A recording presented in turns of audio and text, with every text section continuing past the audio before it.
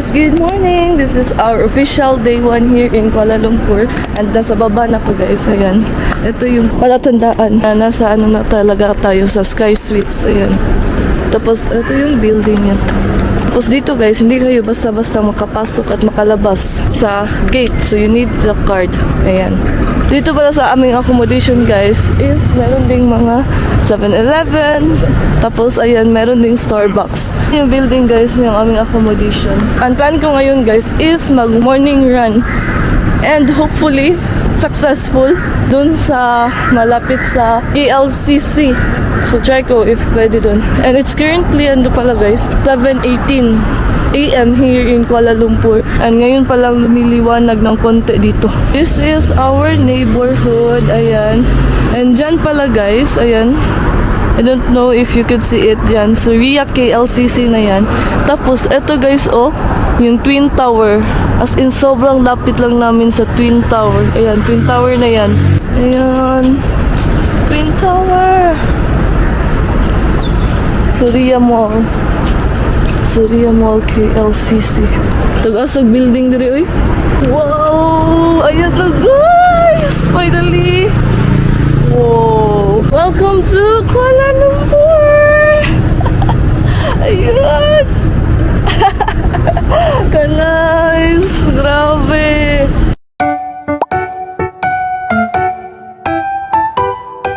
Finally guys, nasa room na kami. Tapos na ako mag-morning run. 30 minutes lang. Tapos pagkadating namin, si mama tsaka si tita nag-zumba. Tingnan nyo. Kaya mo ako din yun.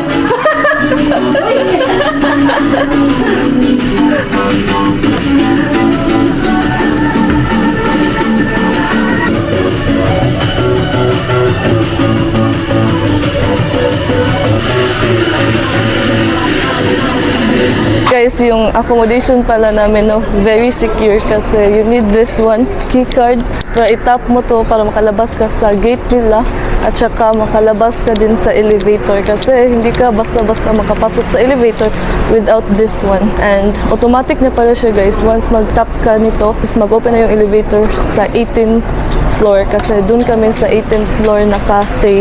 Yung mga bus pala dito guys is ano din ng mga double decker din. Yung mga tagas talaga ng building guys.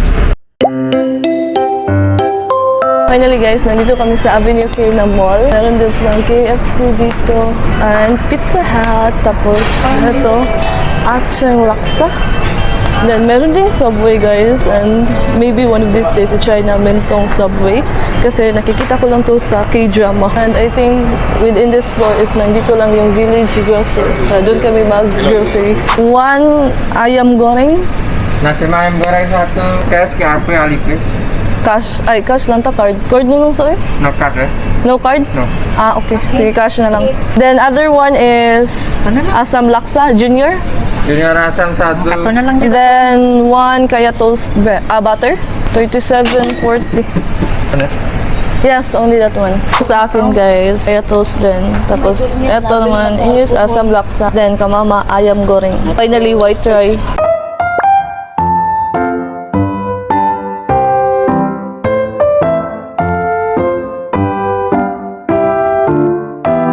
Guys, nasa grocery na pala kami. Grabe, ang laki ng kamatis nila guys. Yan, 9 ringgit. 10 ringgit. Milo. Nandito kami ngayon guys sa grocery para meron kaming stock sa aming accommodation for breakfast. Yung grocery nila dito parang same sa The Marketplace sa Cebu. Dito din guys, mga non-halal food. Nag-crave si mama ng sardinas guys. Tsaka white rice. Mga spam.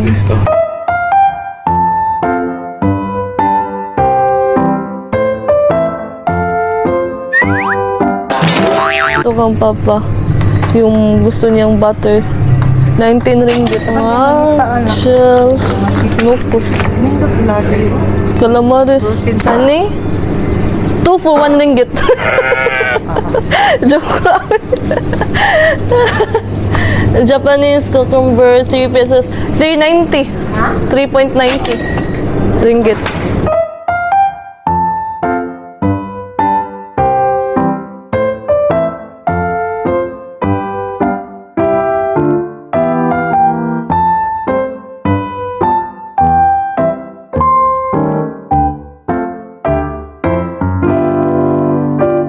How much? Ito size oh. 19 man eh. Kani 6 ringgit. Kani medyo afford na nila po. Kani ato ang i-try kay local strawberry. Katong Japan nga strawberry. Ato ta mo tilaw na sa Japan. Pohon. Hello. How much for this one? 8.99 ringgit? Okay, thank you. Sale ito. So 8 ringgit lang or 9 ringgit. Yung fresh na mga ano nila guys, fruits. Tingnan nyo. Wapa kaayo. Na mga kapayas. Ayan. Watermelon. Original Malaysia. Wow. Truly amazing. Strive to pick the best for you. Oh, sana all. Yung ano nila guys, dragon fruit. Grabe, uy, presko pa ayaw. Avocado, bugnaw pa. Eh, nice. Ganda ng mga fruits nila dito guys kasi yung motto nila is we strive to pick the best for you. Lah, kita mo na ito. Ang sardinas. Kulay green. Pero wala may chili. So dili siguro na halang. Oh, in tomato sauce ra. Lain ako katilawan ako asay lami.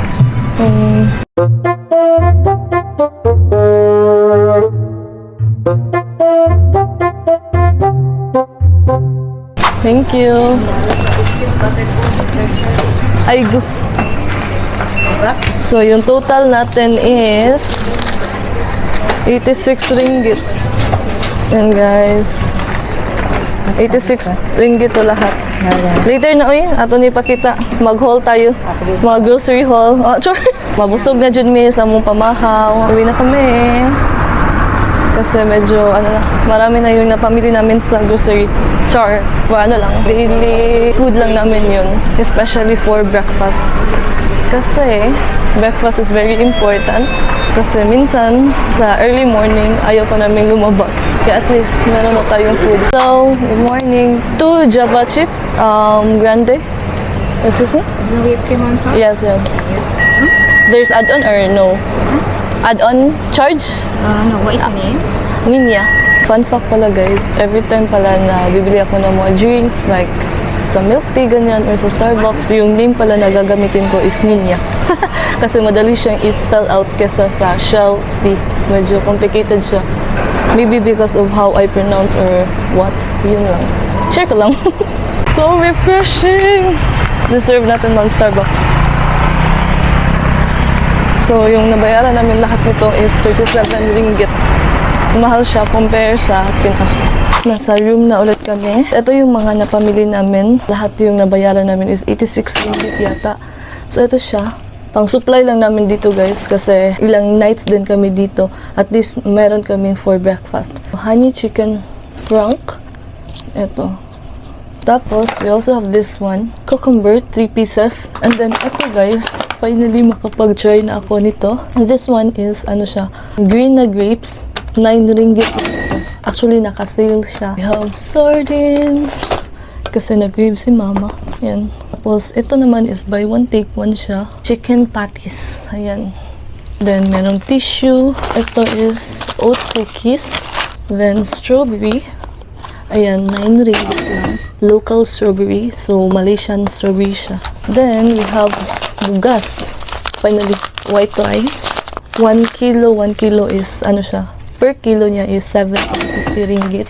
I have here oil. Cute cake oil, guys. Para siyang perfume. Then, we also have tea. So, all in all is 86.92 ringgit.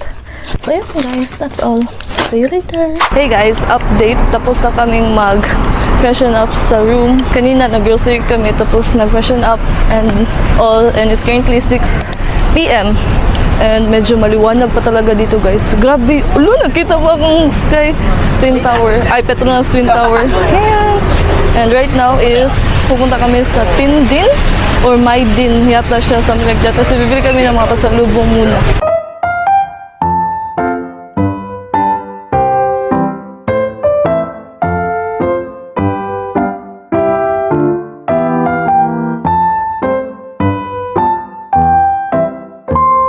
Naglalakad pa rin kami.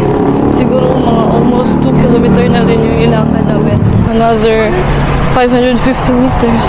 Tapos, maraming mga ano dito guys, Indian as in grabe. One thing pala guys na na-observe namin dito sa Malaysia is mostly siguro mga around 6 or 5. Mostly sa mga stores is nag-close na. Para 8 hours lang talaga yung mga ano dito guys na mga stores. Ewan ko. Oh, tingnan nyo. Ito, mga shopping ano to dito. Pero, close na. Ano, close na sad, no? 8 hours sa siguro nilang mga store dire. Sana all. Why also overtime? We are not sure guys if open pa ba. Pero feeling namin open pa kasi wala pang close na nakalagay. Ah, okay. Open pa. Finally made it here guys. Parang 10 pa pala mag-close sila. Tapos ayan, mga chocolates. Dito guys is less talaga siya for pasalubong. So yung next ay lang push cart. So ito yung forma niya guys. Dito sa Maidin. So cheaper yung mga chocolates dito. Tignan nyo guys. So yung strawberry, yung Toblerone is 6 ringgit. Tapos meron ding mga ganito. 21.69 ringgit.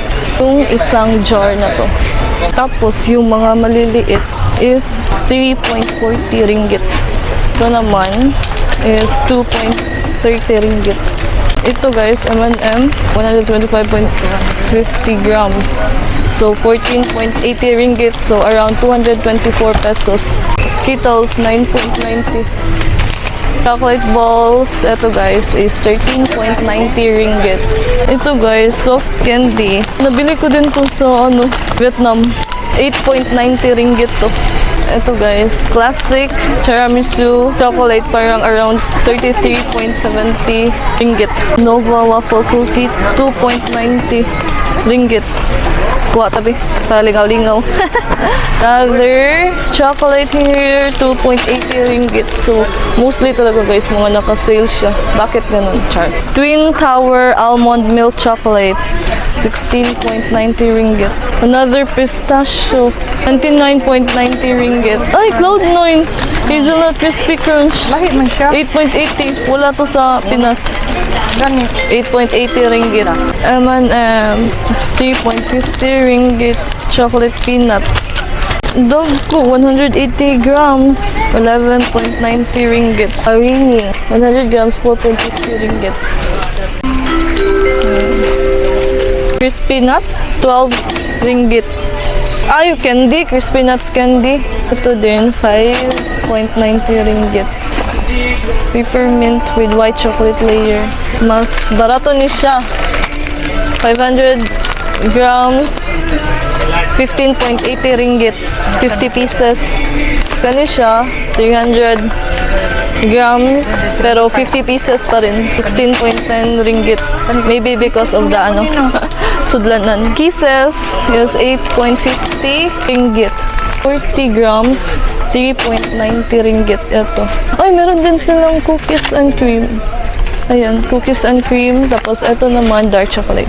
Ito, guys, is 11.30 ringgit. Ito, 160 grams.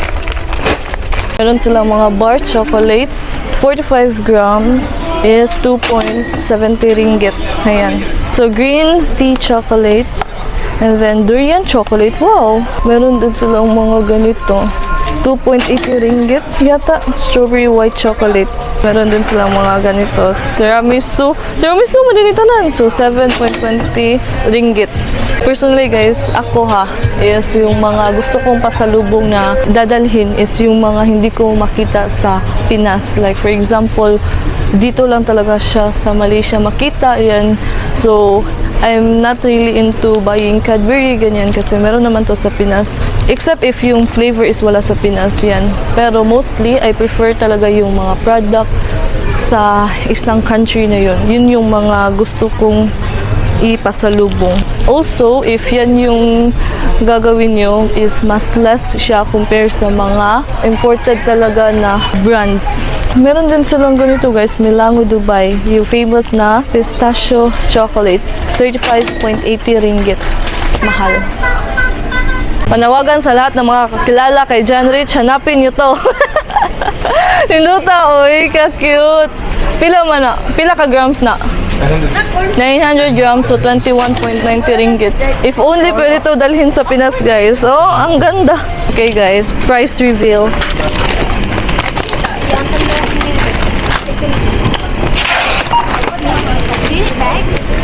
How much is the bag again? 90 cents. Is it big? Yeah. Okay. Update, 35.50 ringgit. Ah, lapos na. 62 na. 65 na.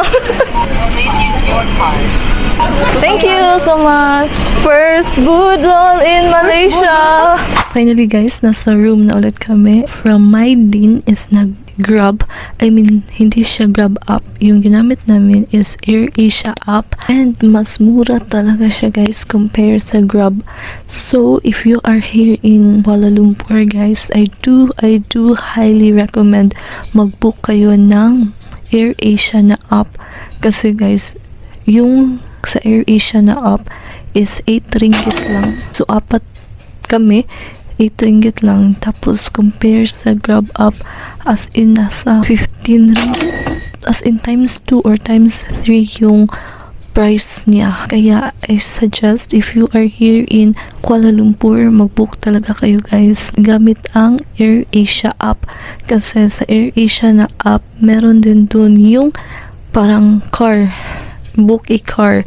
And also pala guys, share ko lang, dito pala sa Kuala Lumpur or sa Malaysia in general siguro is marami talagang Indians, as in, kasi mostly sa mga nakita namin dito guys, yung mga workers, ganyan, even locals is mga Indians din. Dati kasi parang unusual sa akin makakita ng Indians. Let's be honest, sometimes kasi if may encounter tayo or may nakita tayong mga Indians is somewhat intimidating. I don't know if I used the right word, intimidating, something like that, kasi we're not used to it. I personally I'm not used to it. Right now is medyo parang naka-adjust. A lot talaga Indians here.